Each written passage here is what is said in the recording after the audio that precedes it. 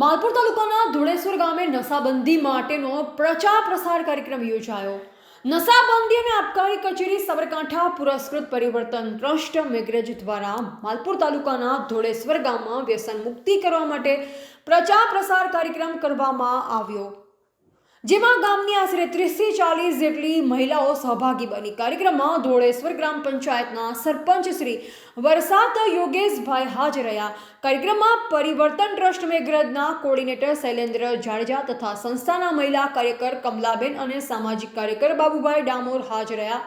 કાર્યક્રમમાં પ્રથમ પ્રાર્થના કરવામાં આવી અને સરપંચ શ્રી યોગેશભાઈના વરદ હસ્તે દીપ પ્રાગટ્ય કરી કાર્યક્રમ ખુલ્લો મુકાયો. ત્યારબાદ કાર્યક્રમનો હેતુ સમજાવવામાં આવ્યો હતો. શૈલેન્દ્ર જાડેજાએ વક્તવ્યમાં નશો કરવાથી સમાજ પરિવારને થતા નુકસાન વિશે સમજાવ્યું અને કમલા બહેનો પર થતા અત્યાચાર માટે વ્યસનો ખૂબ જ મહત્વપૂર્ણ ભૂમિકા ભજવે છે તો વ્યસન છોડવાની વાત કરી સમજાવ્યા.